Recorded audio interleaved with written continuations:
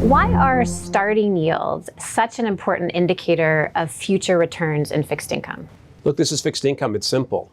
Your starting yield ends up being the starting point for your return. And there's a few interesting myths or sort of narratives in financial markets these days. The first is that there's no return and there's no alpha opportunity in public fixed income markets. Well, that's just definitively not true. The alpha opportunities on top of traditional benchmarks or on top of cash are also incredibly interesting. The second myth that I think we should bust is this idea that stock-bond correlations are forever changed because of the poor debt and deficit dynamics. And again, it's a narrative, it's a story. It might be true, and you have to think about that from a scenario perspective, but it is not the base case. I mean, bonds have outperformed stocks and have provided a diversification benefit in 8 of the last 9 recessions. The market is pricing over the secular horizon for short-term interest rates not to go below 3.5%. I don't know a lot, but I do know one thing. In the next recession, short-term interest rates, I think Rich would agree with this, are going well below 3.5%. And that's the basis for the benefit of diversification from fixed income, and for fixed income to play that typical role of an anchor to windward, a port in a storm. Mark, we talked about larger deficits. With larger deficits, investors demand higher yields and therefore higher compensation to lend over longer periods of time.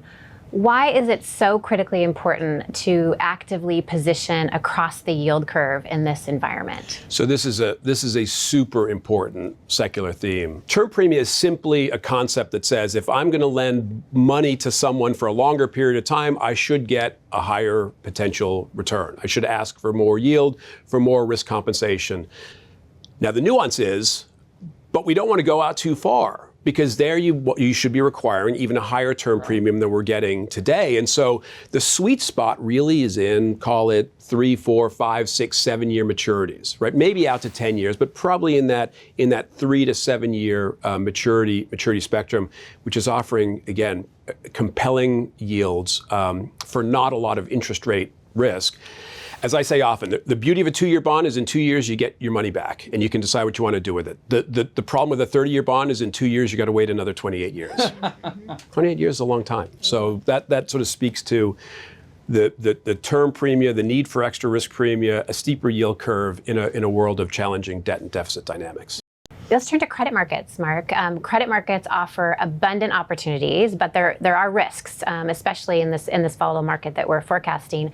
It requires careful sector and asset selection and a very value-driven approach to selecting credits. So talk about your views on credit. What are the risks that you see in some opportunities? Credit analysis takes a lot of hard work, but when default rates have been low, it's easy to confuse brains with a bull market, I suppose. Is that the phrase? And so we worry about that complacency, but the starting point of valuation just isn't that attractive. So in a world of concern about the beta and narrowness of spreads, the alpha opportunities can certainly make up for it, as they are abundant. Okay, great. So a lot of opportunities in public credit. What about private credit? Your views there? Yeah, here's another myth, right? The myth that private credit offers this incredible starting point of yield advantage. I mean, look, let's be honest, when you don't mark to market, there's certainly an information ratio advantage, no doubt about it. But we just don't find the yield advantage to be that